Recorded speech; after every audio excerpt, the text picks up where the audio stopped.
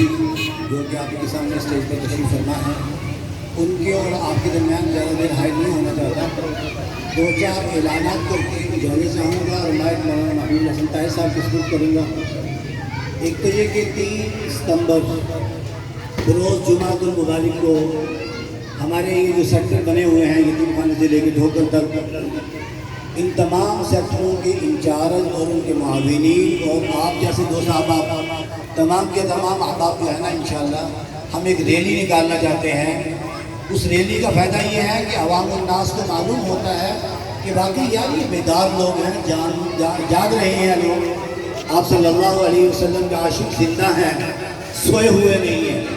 ایک تو ہماری ریلی کا انعقاد ہوگا، میرے انتہائی محترم، میرے معزز، میرے مہمان، میرے سیکٹروں کے انچارج اور سربراہ، ہمارے انتہائی بزرگ اور محترم جناب حاجی محمد شفیق صاحب تشریف لائے، ان کے ساتھ حضرت مولانا مفتی محمد عثمان صاحب تشریف لائے، مولانا عبدالشکور صاحب تشریف لائے، قاری محمد شفیق صاحب تشریف لائے۔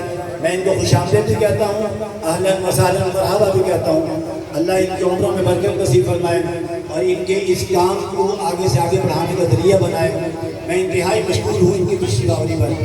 میں عرض کر رہا تھا کہ انشاءاللہ 3 ستمبر کو ہماری ریلی ہوگی۔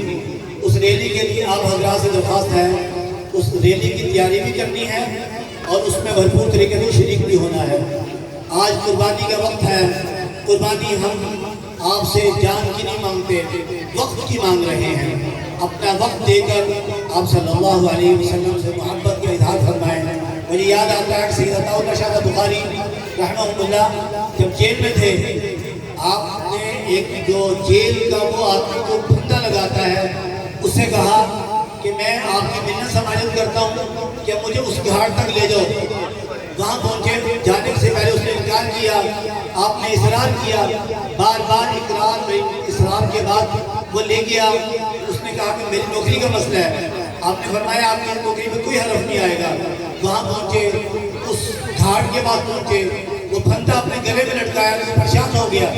مختصر کرتے ہوئے چل رہا ہوں، وہ پھندا جب گلے میں ڈالا وہ پریشان ہو گیا۔ میں کہتا ہوں میری نوکری چلی جائے گی، میں آپ کی نوکری کو کوئی نہیں ہوگا۔ آپ سالوں کے ساتھ رونے لگ گئے۔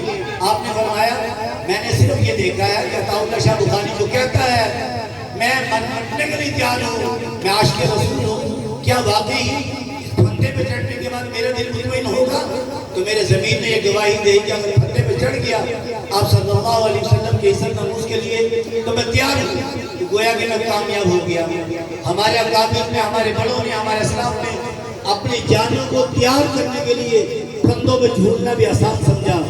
ہم آپ صلی اللہ علیہ وسلم کے لیے مختصر سا وقت 2:30 سے لے کے 3:30-4 بجے تک کا وقت ہے۔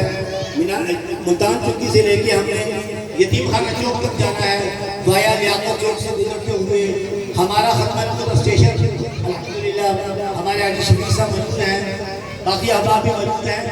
ان حضرات کی کاوشوں سے، محنت سے الحمدللہ